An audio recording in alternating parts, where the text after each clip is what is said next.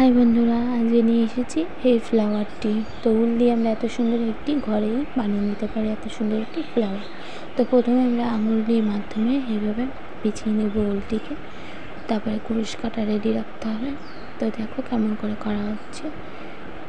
তো এভাবে গুনি গুনি প্যাচ নিয়ে নেবে, তোমরা যতটা বড় করবে বা যতটা বেশি চড়া করবে তো সেই হিসেবে।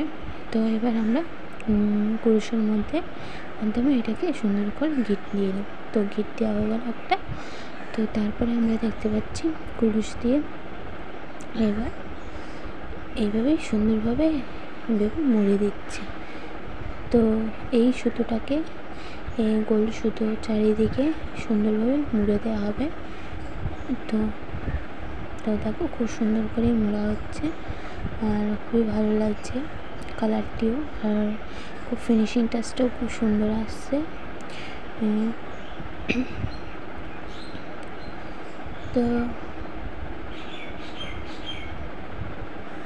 তো খুব সুন্দর শেপটি আসছে, দেখো চারিদিক থেকে মোড়া রয়েছে।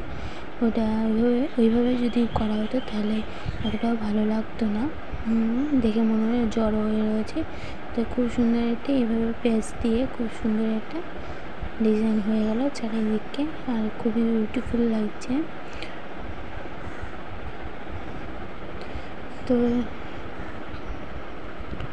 এরপর আমরা দেখতে পাবো, দেখি পরের স্টেপটি ইনি কী করে। তো দেখো হয়ে গেল। এবার এটাকে সুন্দরভাবে মুড়ে দেওয়া হলো খুব সুন্দরভাবে।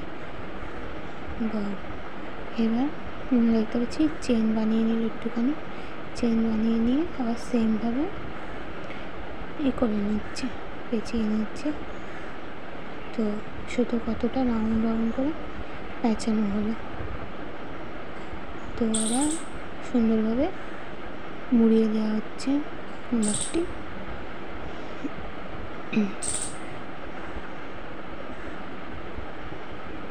তারপরে আবার একটুখানি চেন করা হলো, চেন করে তারপরে এটা এই জায়গাটা এমন করে একটু ছোট্ট করে একটা ডিজাইন করে দেওয়া হলো, সুন্দর একটি পাতা টাইপের করে দেওয়া হলো।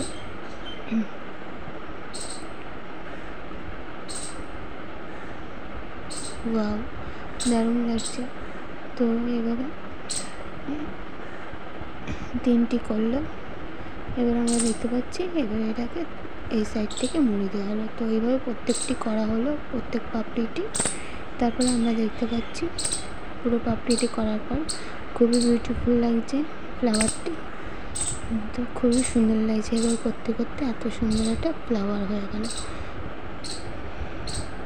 তো এই বাড়তি সুতোটা এবার পেছন দিক থেকে সুন্দরভাবে ঢুকিয়ে দেওয়া হবে, সামনের দিকে রাখা হবে না, তাহলে ভালো লাগবে না।